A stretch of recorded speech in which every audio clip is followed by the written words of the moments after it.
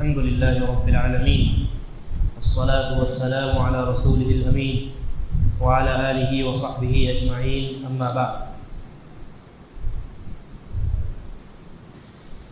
سنیچر کے عشاء کے بعد کا یہ درس ایک بڑی قیمتی اور مفید کتاب الترغیب والترہیب کا درس ہے. اس کتاب میں ہم نے کتاب السنہ کو پڑھنا شروع کیا کتاب الاخلاص کے بعد، اور ہم نے یہ پڑھا کہ ہم نے یہ دیکھا اس چیپٹر میں کہ نبی اکرم صلی اللہ علیہ وسلم نے اس امت کی نجات کتاب اللہ اور سنت رسول اللہ کو تھام کر رکھنے میں بتلائی ہے. اور ہم نے یہ بھی دیکھا کس طریقے سے صحابہ کرام رضوان اللہ علیہم اجمعین کے اندر سنت کی اتباع اور رسول اللہ صلی اللہ علیہ وسلم کے فرمان کی پیروی کا جذبہ پایا جاتا تھا. اس کے بعد مؤلف کتاب نے ایک دوسرا عنوان قائم کیا ہے کتاب السنہ ہی کے اندر، یعنی کتاب السنہ میں وہ احادیث بھی ہیں جو سنت سے محبت دلانے والی، سنت پر عمل کرنے کا شوق دلانے والی احادیث ہیں، اور وہ احادیث بھی ہیں کہ جن کے اندر سنت کو چھوڑنے اور سنت کی متضاد چیز یعنی بدعت کو انجام دینے سے ڈرایا گیا ہے اور تحذیر کی گئی ہے. تو ہم نے وہ دوسرا عنوان شروع کیا تھا، یعنی بدعت کے باب میں جن باتوں کا بیان کیا گیا اس کتاب میں اور جن احادیث کا تذکرہ کیا گیا ہم نے ان پر اپنی گفتگو شروع کی. اور پچھلے درس میں بدعت کے متعلق بڑی اہم اور اصولی باتیں ہم نے کی ہیں. بدعت کی تعریف آپ کے سامنے نبی اکرم صلی اللہ علیہ وسلم کی حدیث کی روشنی میں رکھی گئی کہ بدعت کہتے ہیں ہر اس عمل کو جس کی نسبت دین کی طرف کی جائے لیکن وہ دین کا حصہ نہ ہو تو وہ عمل بدعت ہے. اور اس پر ہماری کافی اچھی خاصی گفتگو ہو چکی. اس کے بعد اب یہ سوال ہے بدعت یعنی نئی چیز، وہ نئی چیز جس کو دین بنا کر کے پیش کیا جائے لیکن وہ دین کا حصہ نہ ہو. تو اب یہاں یہ سوال ہے کہ کیا بدعت کی قسمیں موجود ہیں؟ کیا بدعت کو ڈیوائڈ کیا جا سکتا ہے؟ جواب ہے ہاں اور جواب ہے نہ، یعنی دونوں جواب. تقسیم کیا بھی جا سکتا ہے اور تقسیم نہیں بھی کیا جا سکتا ہے. مطلب یہ ہوا کہ بدعت کی ایک ہے ایسی تقسیم، ایسی ڈویژن جو صحیح ہے، اور بدعت کی ایک ایسی تقسیم ہے جو غلط ہے، صحیح نہیں. جہاں تک بدعت کی صحیح تقسیم کی بات ہے تو بدعت ایک اعتبار سے دو قسموں کی ہوتی ہے. ایک پہلی قسم ہے جس کو ہم کہتے ہیں بدعت اصلیہ، اصلی بدعت، اور دوسری قسم ہے اضافی بدعت. ان دونوں قسموں کو جاننے کا بڑا فائدہ ہے. اگر آپ ان دونوں قسموں کو نہیں جانیں گے تو بہت ساری ایسی بدعت کی شکلیں ہیں جس کو آپ سنت اور دین اور شریعت سمجھ کر کے انجام دے سکتے ہیں. اس لیے ان دونوں قسموں کو جاننا ضروری ہے. اصلی بدعت یا بدعت اصلیہ کسے کہتے ہیں کہ انسان شریعت میں کسی ایسے عمل کو ایجاد کر لے جس عمل کا ثبوت شریعت میں موجود نہ ہو اور اس عمل کو شریعت بتا کر کے، دین بتا کر کے لوگوں کے سامنے پیش کرے. مثال کے طور پہ نبی اکرم صلی اللہ علیہ وسلم کی پیدائش کے دن عید کا دن بنا لینا، یہ پیور بدعت ہے. یہ کیا ہے؟ پیور بدعت ہے، اصلی بدعت ہے یہ. یعنی اس میں کسی چیز کو ایڈ نہیں کیا گیا کہ تب جا کر کے وہ بدعت بنی، بلکہ یہ عمل شروع سے لے کے آخر تک بدعت ہی بدعت ہے. اس کو آپ خالص بدعت بھی کہہ سکتے ہیں، اصلی بدعت، خالص بدعت. اور اس طریقے سے وہ تمام بدعات، وہ تمام اعمال کہ جن کا شریعت سے سرے سے کوئی تعلق ہی نہیں ہے، تو ہم کہیں گے یہ جو ہے اصلی بدعت ہے، یہ خالص بدعت ہے۔ اور بدعت کی دوسری قسم اضافی بدعت، اضافت والی بدعت، یعنی ایسی بدعت کہ جس میں ہم نے کسی چیز کا اضافہ کیا ہے تب وہ چیز بدعت بنی ہے، اگر ہم نے اس چیز کا اضافہ نہ کیا ہوتا تو وہ چیز بدعت نہیں ہوتی۔ مثال کے طور پہ 15ویں شعبان کی شب قرآن کریم کی تلاوت کرنا، اور اس دن میں 15ویں شعبان کے دن میں روزے کا اہتمام کرنا، تو دیکھیے قرآن کریم کی تلاوت یہ بدعت نہیں ہے، روزوں کا اہتمام کرنا، نفل روزوں کا، یہ بھی بدعت نہیں ہے۔ لیکن یہاں روزہ اور قرآن کریم کی تلاوت بدعت میں کنورٹ کیسے ہوئی؟ ایسے ہوئی کہ ہم نے اس میں کسی چیز کا اضافہ کر دیا۔ کس چیز کا اضافہ کر دیا؟ ہم نے 15ویں شعبان کی شب اور 15ویں شعبان کے دن کا اضافہ کر دیا۔ اس ایک جائز عمل میں ہم نے اپنی جانب سے کچھ ایڈ کر دیا، لہذا وہ عمل بدعت میں کنورٹ ہو گیا۔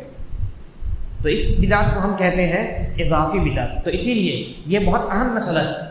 آپ ایسے لوگوں کو جو 15ویں شعبان کی شب کو قرآن کریم کا بطور خاص تلاوت کا اہتمام کرتے ہیں، 15ویں شب کی فضیلت کا عقیدہ رکھتے ہوئے، اور 15ویں شعبان کے دن وہ روزہ رکھتے ہیں، تو جب آپ ایسے لوگوں سے کہتے ہیں کہ آپ کا یہ عمل بدعت ہے، آپ کا روزہ رکھنا بدعت ہے اس دن، اور اس رات میں آپ کا قرآن کریم کی تلاوت کرنا یا نمازوں کا اہتمام کرنا بطور خاص یہ بدعت ہے، تو وہ بیچارے چونکہ بدعت کی تفصیلات سے آگاہ نہیں ہوتے، اسی لیے وہ کیا کہتے ہیں، کیا بات کر رہے ہیں، قرآن کریم کی تلاوت اور بدعت، روزوں کا اہتمام اور بدعت، ایسا کیسے ہو سکتا ہے؟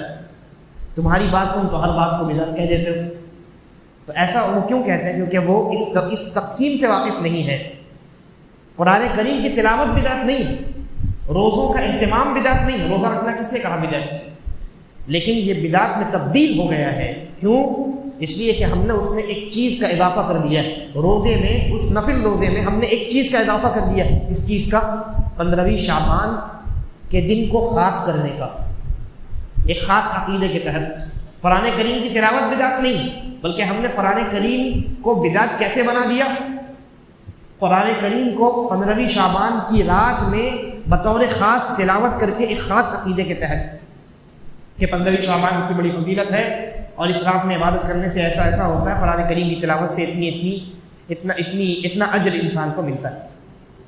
تو یہ جو ہے اضافی بدعت ہے، اور اس کی بہت ساری مثالیں علماء نے پیش کی ہیں۔ جیسے مثال کے طور پہ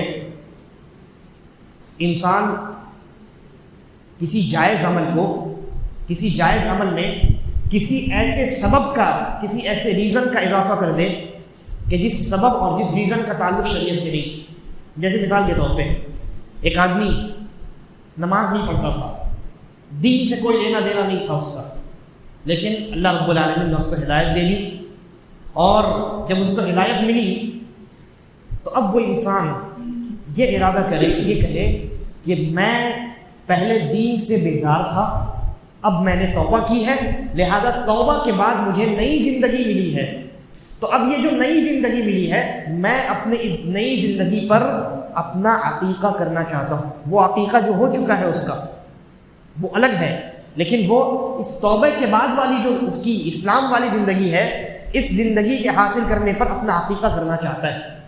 ہم کہیں گے یہ بدعت ہے۔ عقیقہ کرنا بدعت نہیں ہے، بلکہ عقیدے کا جو سبب آپ نے بنایا ہے کہ توبہ کرنا ہے نا، اسلام والی زندگی کی شروعات کرنا، یہ سبب عقیدے کا سبب نہیں۔ اس سبب کو اللہ رب العالمین نے عقیقے سے نہیں جوڑا ہے، آپ نے جوڑا ہے، لہذا یہ بدعت۔ عقیقہ فی نفسہ بدعت نہیں ہے، عقیقہ بائی اٹ سیلف بدعت نہیں ہے، لیکن آپ نے عقیقے کا سبب کیا بنا دیا؟ اللہ نے کوئی اور سبب بنایا تھا، اللہ نے بچے کی ولادت کو سبب بنایا تھا، آپ نے اپنے توبے کو سبب بنا دیا، تو اس وجہ سے یہ عقیدہ بدعت، یہ عقیقہ بدعت ہو جائے۔ اسی طریقے پر ایک دوسری مثال کہ انسان کسی جائز عبادت میں کسی خاص زمانہ کسی خاص وقت کو ایڈ کر دے. جیسے مثال کے طور پہ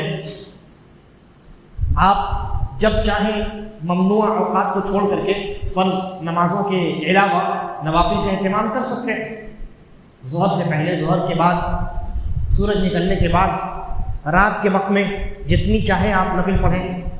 لیکن کوئی انسان، آپ تو ہر روز رات میں نماز پڑھ سکتے ہیں، تہجد کا اہتمام کر سکتے ہیں، لیکن کوئی انسان جمعہ کی رات، یعنی آئندہ جمعہ آنے والی ہے صبح، اور جمعہ کی رات جو ہے وہ بطور خاص 2 رکعت نفل کا اہتمام کرے.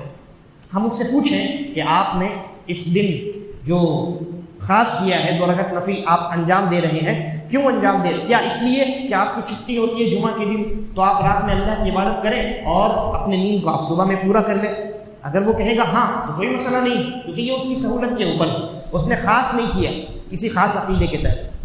لیکن اگر وہ کہے کہ نہیں، جمعہ کی رات کو میں اس لیے 2 رکعت نفل کا اہتمام کر رہا ہوں کیونکہ یہ جمعہ کی رات ہے، فضیلت والے دن کی رات ہے، تو ہم کہیں گے 2 رکعت نفل آپ جمعہ کی رات میں جو ادا کریں گے یہ بدعت ہے، یہ نیا کام ہے.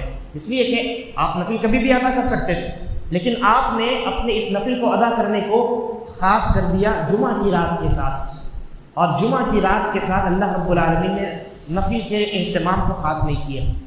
تو یہ اضافہ جمعہ کی رات کو اس 2 رکعت نفل کے ساتھ ایڈ کر دینا، یہ آپ کا اپنا، یہ آپ کی اپنی ایجاد ہے، شریعت کی ایجاد نہیں.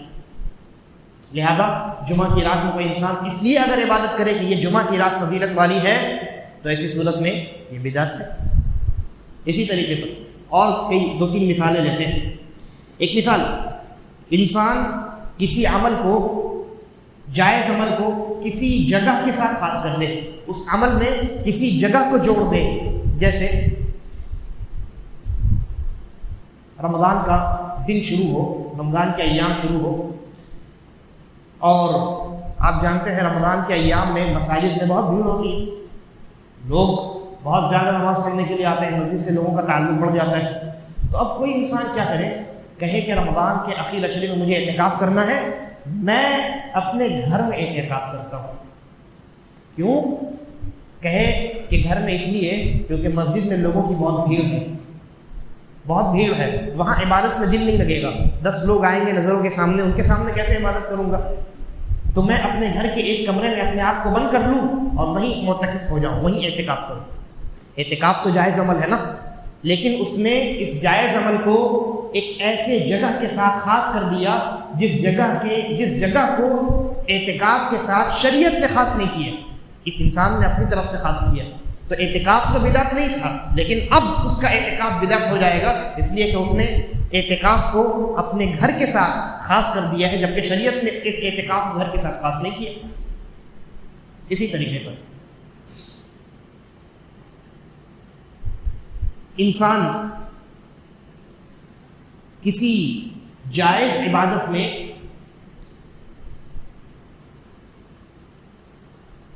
کسی ایسی چیز کو شامل کر دے جس چیز کو شریعت نے شامل نہیں کیا. جیسے ابھی قربانی کے ایام آنے والے ہیں، ہر انسان قربانی کرے گا، تو یہ بتائیے ذرا کہ حلال جانور تو بہت ہے کہ نہیں؟ حلال جانور تو مرغی بھی ہے، مرغا بھی ہے نا؟ لیکن کیا قربانی کے طور پر انسان مرغا مرغی کو ذبح کر سکتا ہے؟ نہیں کر سکتا، کیونکہ شریعت نے قربانی جو عبادت ہے اس کے لیے بہیمۃ الانعام، وہ 8 قسم کے جانور چوپائے جانور ہیں، اونٹ، گائے، بکریاں اور بھیڑ، ان چاروں کے مذکر اور مؤنث کل ملا کے 8 ہو گئے. ان کو قربانی میں قربان کرنے کا شریعت نے حکم دیا. اب کوئی انسان گھوڑا لے کر کے آ جائے، کہے کہ میں قربانی گھوڑے کی کروں گا، گھوڑے کی قربانی کروں گا. کوئی انسان مرغی لے کر کے آ جائے، میں مرغی کی قربانی کروں گا. ہم کہیں گے آپ کی یہ قربانی بدعت ہے. قربانی اصلاً بدعت تو نہیں تھی، لیکن آپ نے اس کو بدعت بنا دیا. کیوں؟ کیسے؟ آپ نے قربانی میں اس چیز کو شامل کر دیا ہے شریعت نے جس کو شامل نہیں کیا، آپ نے اپنی جانب سے شامل کیا ہے. گویا یہ ایک طرح کی کیا ہے؟ ایجاد ہے.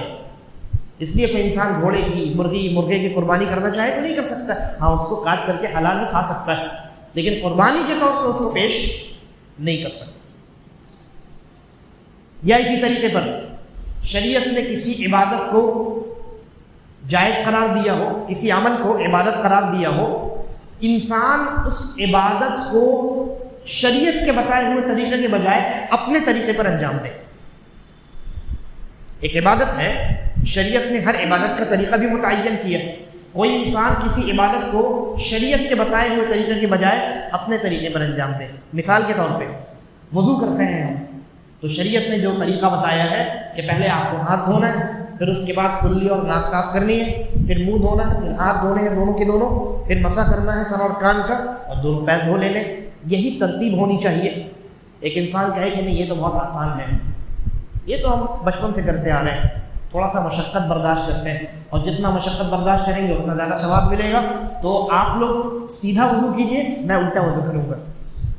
آپ لوگ پہلے ہاتھ دھوئیے، پھر منہ اور ناک صاف کیجیے، اور منہ دھوئیے، ہاتھ دھوئیے، پیر دھوئیے. میں پہلے پیر دھوں گا، پھر سر کان کا مسح کروں گا، پھر ہاتھ دھوؤں گا، پھر چہرہ، پھر ہاتھ، اور بعد میں کلی ولی کروں گا. تو آپ سیدھا وضو کرتے ہیں، میں الٹا وضو کروں گا. ہم کہیں گے آپ کا یہ عمل بدعت ہے. کیوں؟ وضو بدعت نہیں ہے. وضو کرنا بدعت ہے کیا؟ نہیں. وضو تو نماز کے لیے شرط ہے، لیکن اس انسان کا وضو کرنا بدعت ہو جائے گا، اس لیے کہ اس نے وضو کا وہ طریقہ اختیار کر لیا جو طریقہ شریعت نے نہیں بتایا. اس انسان کے اپنے پاکٹ سے وہ طریقہ نکلا ہے، اس انسان کا اپنا ہے وہ طریقہ.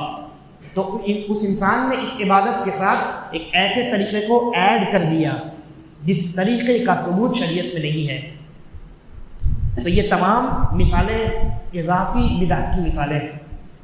انسان ایک جائز عمل کو بدعت بنا دیتا ہے، اس کے اندر کسی ایسی چیز کو ایڈ کر کے، کسی ایسی چیز کا اضافہ کر کے جس چیز کے اضافے کا ثبوت شریعت کے اندر موجود نہیں، تو وہ عمل جائز عمل بدعت ہو جاتا ہے.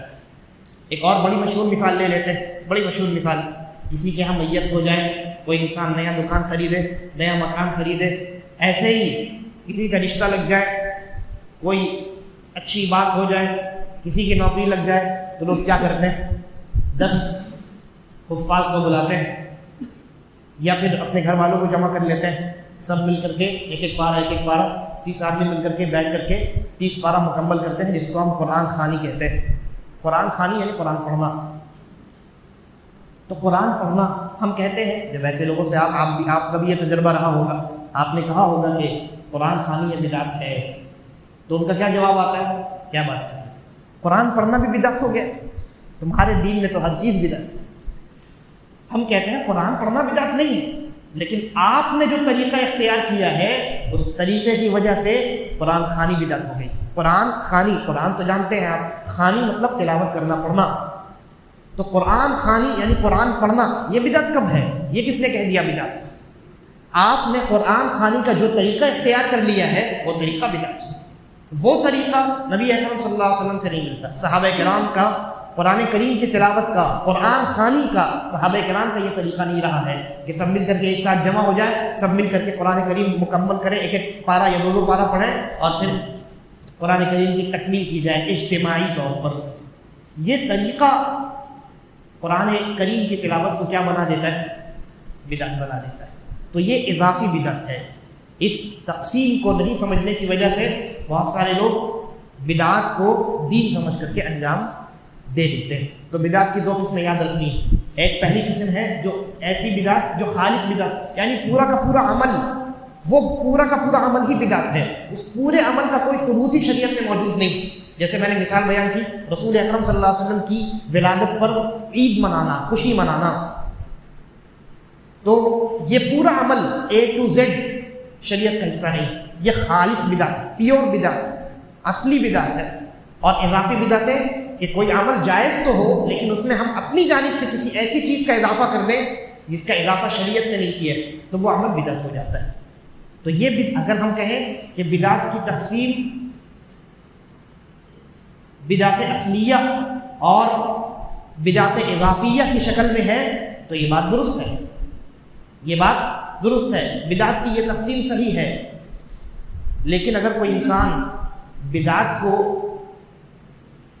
اچھے اور برے کے اعتبار سے تقسیم کرے، کہے کہ کچھ بدعتیں اچھی ہیں اور کچھ بدعتیں بری ہیں، تو ہم کہیں گے بدعت کی یہ تقسیم غلط ہے، کیونکہ پہلی قسم میں دونوں کی دونوں بدعتیں تھیں، اور دونوں کا دونوں یعنی بدعت کی دونوں قسمیں، چاہے وہ اصلی ہو یا اضافی ہو، دونوں کو انجام دینا حرام ہے، دونوں کو انجام دینا گناہ کا کام ہے نا۔ لیکن آپ نے جو تقسیم کر دی ہے کہ کچھ بدعتیں حسنہ ہوتی ہیں، اچھی ہوتی ہیں، اور کچھ بدعتیں سیئہ ہوتی ہیں، بری ہوتی ہیں، آپ اس تقسیم کے بعد کیا کہتے ہیں؟ اچھی بدعتوں کو انجام دینا جائز ہے، بری بدعتوں کو انجام دینا حرام ہے۔ تو یہ جو تقسیم آپ نے کی ہے یہ تقسیم غلط تقسیم ہے، باطل تقسیم، اور اس تقسیم کے باطل ہونے پر دلائل انشاءاللہ آگے جب احادیث کا پر ہم گفتگو کریں گے تو وہاں آئے گا انشاءاللہ، بات وہاں پر آئے گی۔ نبی اکرم صلی اللہ علیہ وسلم نے بڑی صراحت کے ساتھ ہر قسم کی بدعت کو ضلالت قرار دیا ہے، اور کئی صحابہ سے صراحت کے ساتھ یہ الفاظ ملتے ہیں کہ ہر بدعت گمراہی ہے، وَإِنْ رَآهَا النَّاسُ حَسَنَةً، گرچہ لوگ اس کو اچھا سمجھے۔ بہرحال تو بدعت کی تقسیم کے بارے میں ہماری گفتگو ہوئی۔ بدعت کی ایک تقسیم درست ہے اور ایک تقسیم باطل اور غلط تقسیم ہے۔ اب اس کے بعد سب سے پہلی حدیث جس کو مؤلف کتاب نے ذکر کیا ہے، بلکہ اس سے پہلے بدعت کی جو لوگ تقسیم کرتے ہیں کہتے ہیں کہ بدعت ایک اچھی بدعت ہے اور ایک بری بدعت ہے، اور دلیل کے طور پہ وہ چند علماء کے اقوال پیش کرتے ہیں کہ دیکھیے فلاں عالم ہیں انہوں نے اپنی کتاب میں بدعت کے بارے میں لکھا ہے کہ کچھ بدعتیں واجب ہوتی ہیں، کچھ بدعتیں مستحب ہوتی ہیں، اور کچھ بدعتیں جائز ہوتی ہیں، اور کچھ بدعتیں حرام ہوتی ہیں۔ بعض علماء ایسے آپ کو ملیں گے، اور خاص کر کے ان کا تعلق احناف سے ہے، جنہوں نے بدعت کی اس طرح سے تقسیم بیان کی۔ لیکن ہمارے استاد فضیلت الشیخ سلیمان الرحیلی حفظہ اللہ بیان فرماتے ہیں اسی کتاب کی شرح میں کہ ان کا یہ قول ہے، وہ کہتے ہیں کہ میں نے ان علماء کے اسٹیٹمنٹس کو پڑھا ہے، ان کے اقوال کو میں نے غور سے پڑھا ہے، تو میں اس نتیجے پر پہنچا ہوں کہ وہ جو اقوال ہیں جن میں کچھ بدعتوں کو جائز بھی قرار دیا گیا ہے، ان میں سے کچھ بدعتیں تو ایسی ہیں کہ جن میں کسی نئی چیز کو ایجاد نہیں کیا گیا، جو حقیقت میں بدعت ہے ہی نہیں، بلکہ کسی ایک زمانے کے اعتبار سے وہ نئی چیز سمجھی جانے لگی، تو اسی لیے لغوی اعتبار سے اس کو بدعت کہہ دیا گیا، بلکہ حقیقت میں جس کو بدعت کہا جا رہا ہے وہ ایک سنت کو زندہ کرنے کا عمل ہے۔ جیسے حضرت عمر رضی اللہ عنہ نے صحابہ کرام کو جماعت کے ساتھ تراویح پڑھنے کے اہتمام کا ان کے لیے انتظام کر دیا، جماعت کے ساتھ تراویح کی نماز کا اہتمام کیا جائے۔ حضرت عمر رضی اللہ عنہ نے اس کا انتظام کیا، ایک امام کے پیچھے تمام صحابہ کو مسجد نبی میں جمع کر دیا، اور اس موقع پہ خود حضرت عمر نے کیا کہا؟ نعمت البدعۃ هذه، یہ کتنی بہترین بدعت ہے۔ تو یہاں بدعت کا جو استعمال کیا ہے حضرت عمر رضی اللہ عنہ نے، وہ لغوی اعتبار سے کیا، یعنی بدعت کا یہاں ترجمہ کیا کیا جائے گا؟ وہ شرعی جو ٹرم ہے بدعت، اس کانسیپٹ میں حضرت عمر نے استعمال نہیں کیا، بلکہ یہاں بدعت کا ترجمہ کیا جائے گا انوکھا پن، بہترین انوکھا پن، اس لیے کہ نبی اکرم صلی اللہ علیہ وسلم کی وفات کے بعد سے لے کر کے حضرت عمر رضی اللہ عنہ کے زمانے تک ایک امام کے پیچھے صحابہ کرام جماعت کے ساتھ نماز نہیں ادا کر رہے تھے۔ مسجد نبوی میں الگ الگ 3-4 لوگ یہاں جماعت بنا کے پڑھ رہے ہیں، 3-4 لوگ وہاں جماعت بنا کر کے پڑھ رہے ہیں، اس طریقے سے معاملہ چلتا تھا۔ نبی اکرم صلی اللہ علیہ وسلم نے جبکہ صحابہ کرام کو جماعت کے ساتھ تراویح پڑھائی تھی، اور ایک رکاوٹ کی وجہ سے، ایک خوف کی وجہ سے آپ رک گئے تھے کہ کہیں اگر اللہ کو یہ عمل بہت پسند آ گیا اور اگر اللہ نے واجب قرار دے دیا تو میری امت مشکل نہ پڑ جائے گی، کیونکہ وحی کا سلسلہ جاری اور ساری تھا، چیزیں حرام ہو سکتی تھی اور کچھ چیزیں فرض اور واجب بھی ہو سکتی تھی۔ تو اس خوف سے رسول اللہ صلی اللہ علیہ وسلم نے اس عمل کو اجتماعی طور پہ انجام دینا بند کر دیا، لیکن 3-4 راتیں آپ نے پڑھائی ہیں تو جس عمل کو آپ نے انجام دے دیا ہو وہ عمل بدعت تو نہیں ہو سکتا۔ اور اسی لیے حضرت عمر رضی اللہ عنہ نے صحابہ کرام کو جماعت کے ساتھ تراویح کے اہتمام کرنے کا حکم نہیں دیا تھا، کیونکہ وہ آلریڈی موجود تھا۔ صحابہ کرام مسجد نبی میں آلریڈی جماعت کے ساتھ تراویح کا اہتمام کرتے تھے۔ میں نے کہا ٹولیوں میں بٹ کر کے، ایک جماعت وہاں ہو رہی ہے ایک جماعت وہاں ہو رہی ہے۔ حضرت عمر نے اصل کام کیا کیا؟ حضرت عمر نے ایک امام کے پیچھے جماعت کروائی تھی، جماعتیں تو پہلے بھی موجود تھیں، تو حضرت عمر نے ایک امام کے پیچھے تمام جماعتوں کو اکٹھا کر کے ملا دیا تھا۔ یہ حضرت عمر رضی اللہ عنہ کا عمل تھا۔ چنانچہ حضرت عمر نے ایک سنت کو زندہ کرنے کا کام کیا ہے، تو سنت کو زندہ کرنا بدعت کہاں سے ہو سکتا ہے؟ اگر اس عمل پر بدعت کا لفظ استعمال کیا گیا ہے تو اس کا مطلب یہ ہے کہ وہاں لغوی طور پر بدعت یعنی نیا پن، انوکھا پن مراد دیا گیا ہے، کہ ایک زمانے سے لوگوں نے جب ایک امام کے پیچھے لوگوں کو نماز پڑھتے ہوئے نہیں دیکھا تھا، جو دیکھا تھا تو ایک مرتبہ، وہ پہلی مرتبہ رسول اللہ صلی اللہ علیہ وسلم کے زمانے میں دیکھا تھا۔ ایک گیپ ہو گیا نا، ایک گیپ کے بعد کسی چیز کو آپ شروع کریں تو نئی نئی چیز لگتی اس اعتبار سے۔ اور شیخ کہتے ہیں یا تو جن اعمال کو بعض علماء نے یعنی بدعت جائز بدعت قرار دیا ہے وہ اعمال ہیں جسے مصالح مرسلہ کہا جاتا ہے، جس کا میں نے پچھلے درس میں تذکرہ کیا تھا، جیسے مسجد کی مینار بنا دینا، قرآن کریم میں زبر زیر اور نقطے لگا دینا، یہ تمام چیزیں ہے تو نہیں، لیکن یہ بدعت نہیں ہے، اس لیے کہ یہ وسیلہ ہے، یہ وسیلہ ہے اس مقصد کو مکمل کرنے کا جس مقصد کا اعتبار شریعت نے کیا۔ شریعت نے اذان کی آواز کو پہنچانے کا حکم دیا ہے، تو حضرت بلال نے ابتدا میں جب مینار نہیں تھی، منارات نہیں تھے، تو حضرت بلال بعض صحابیات کے گھر پر چڑھ کر کے، جو اونچے گھر تھے مسجد نبوی سے بھی اونچے تھے، ان کے گھروں پر چڑھ کر کے حضرت بلال اپنی آواز کو دور تک پہنچانے کے لیے اذان دیا کرتے تھے۔ پھر زمانہ بدلا تو مسجد کے اندر ہی ایک بہت بڑا مینار بنا دیا گیا، اس مینار کے اوپر چڑھ کر کے مؤذن نے اذان دینا شروع کیا۔ شریعت نے آواز پہنچانے کا حکم دیا ہے، اب اس آواز کو پہنچانے کا وسیلہ اختیار کرنا گرچہ وہ وسیلہ نیا ہو لیکن وہ بدعت نہیں ہو سکتا۔ پھر اس کے بعد زمانہ اور بدلا تو مینار باقی رہا، لیکن اب وہ ایک مسجد کی علامت کے طور پر باقی رہا۔ آواز کو پہنچانے کا کام اب یہ مائکرو فون اس نے انجام دینا شروع کر دیا، اور یہی معاملہ قرآن کریم میں نقطے اور زبر زیر لگانے کا بھی ہے۔ قرآن کریم کی تلاوت، قرآن کریم کی حفاظت، ان دونوں چیزوں کا شریعت نے حکم دیا ہے، تو زبر زیر پیش لگا کر کے، نقطے لگا کر کے قرآن کریم کی حفاظت کی گئی، قرآن کریم کی تلاوت کا اہتمام کیا گیا۔ یہ عمل در حقیقت شریعت کے کسی حکم کو پختہ کرنا اور اس کو مضبوط کرنے کے زمرے میں آتا ہے، بدعت کے زمرے میں نہیں آتا ہے۔ تو اسی چیز کو بعض علماء نے جائز بدعت کے طور پر لکھ دیا ہے، لیکن حقیقت میں وہ چیزیں بدعت نہیں ہے۔ تو شیخ کہتے ہیں کہ کچھ یا تو معاملہ یہ ہے کہ ایک چیز پہلے موجود تھی لیکن بعد میں ایک لمبے گیپ کے بعد اس کو شروع کیا گیا، تو کچھ علماء نے اس کو بدعت کہہ دیا، لیکن حقیقت میں وہ بدعت نہیں، یا پھر وہ چیزیں بدعت ہے ہی نہیں، وہ وسیلہ ہے، اس کو بعض علماء نے بدعت لکھ دیا۔ یا تیسرا احتمال یہ ہے کہ کچھ لوگوں نے عادات کو بدعت لکھ دیا، عادات کو، عبادات کو نہیں۔ کھانا پینا، کپڑا پہننا، سواری پر سوار ہونا، یہ عبادات نہیں ہیں، عادات ہیں۔ تو کچھ علماء نے عادات کو بدعت لکھ دیا، کہا کہ دیکھو بدعت کی 2 قسمیں ہیں، ایک عبادات کے معاملے میں بدعت اور ایک عادات کے معاملے میں بدعت۔ تو عبادات کے معاملے میں بدعت یہ بری بدعت ہے، اور عادات کے معاملے میں بدعت یہ جائز بدعت ہے۔ آپ اپنی عادات میں چاہے جتنی ایجادات کیجیے، آپ کو کسی نے نہیں روکا ہے۔ شریعت نے جس بدعت کو منع کیا ہے وہ بدعت ہے، یعنی وہ ایجاد ہے، وہ انوینشن ہے جو شریعت کے اندر کی جائے، دین کے اندر کی جائے۔ کسی عمل کو آپ ایجاد کر کے دین کا حصہ بنانے کی کوشش کریں، تب وہ جا کر کے وہ شریعت والی بدعت ہوگی جس سے بچنے کا ہمیں اور آپ کو حکم دیا گیا ہے۔